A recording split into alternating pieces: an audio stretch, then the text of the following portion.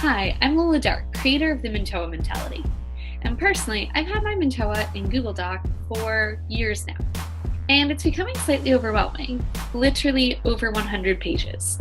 And it occurred to me that as I start this new year, I want to go ahead and start afresh.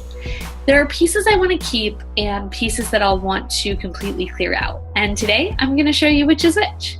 Let's get started.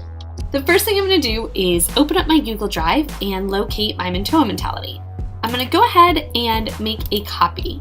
And then I'm going to actually open both versions, the copy that was just created, as well as the initial. At this point, I am going to rename, and renaming is super important, obviously, so that I can keep them apart. The way I'm going to do that is by year.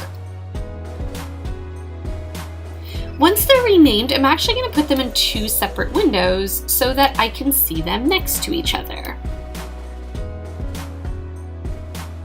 All right, now I have two versions, 2017 and 2018, open side by side, and we're going to go through the 6 steps one by one and talk about what to do with each. Now, the first is motivation. And as you'll see here, if I click to motivation in my motivation statement, at this point, I just have one. I have one set of core values, and I have quite a few different versions of my visions. Now, here's what I'm talking about when I talk about cleaning it up. I'm going to go to 2018, keep the motivation statement and the core values. But when it comes to the visions, I'm actually going to delete everything that is older that no longer applies. The reason I kept them in the past was because I want that history. But now, by creating a new version for the new year, I'll have that history in the old version.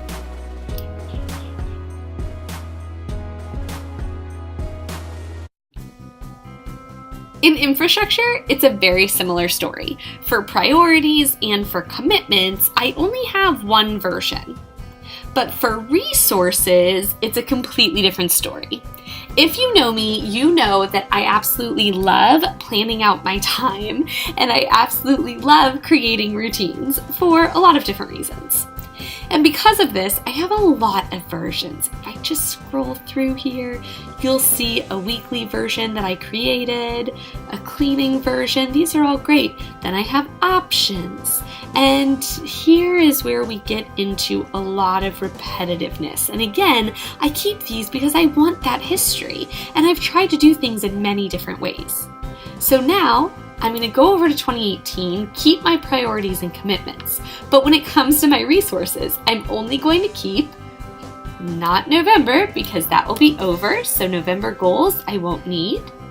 I will keep my current weekly breakdown that's working really well for me. And I'm also going to keep the cleaning task list, which has been great. Weekly mom options, these are things I love to do. But beyond that, I'm going to delete out every other thing about my resource of time. The other resource I have listed is space, how I want each of my spaces to feel, definitely due for an update in the new year, and information, which is my physical paperwork, all the binders. Now we're into the notepad, and this one is different from motivation and infrastructure because in the first two, I wanted to keep the history in my 2017 version and really clear out my 2018 version. In the notepad, it's actually the opposite. So the processes will stay the same, and I can skip that section. What I'm actually going to do is review my projects for an eye to what can I actually accomplish in 2017. There's only 3 weeks left to the year, and I had already made a 2017 section. So what that means is I'm actually going to go to 2018, and the rest of it I am going to delete out. By clearing out all of the projects I know I'm not going to do in 2017, but leaving them in the 2018 version, I'm not stressed about what I'm not accomplishing. And in fact, when I actually sit down to do my 2018 MINTOA, likely many of those things that I thought were projects are actually going to move back into the potential section, which is where I keep everything that I'm not committed to doing or not doing. The biggest piece in the timeline to adjust is that I use my planner section to contain my weekly list of everything that I want to do that week. And I used to replace it every week until about August of this year when I thought, hey, again, I want that history. What did I do every week? That's cool to look back on.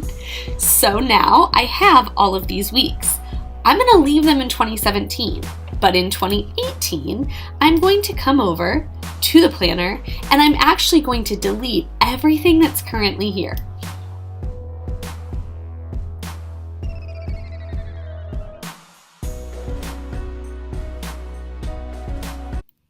The observation section is a section for reflection.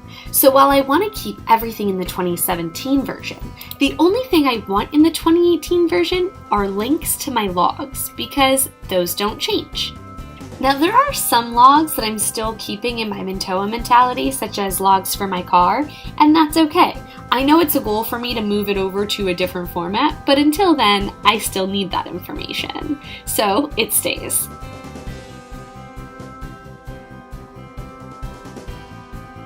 The accomplishments section is another reflection section. So again, I'm going to delete everything out of the 2018 version and clear it out for the next year.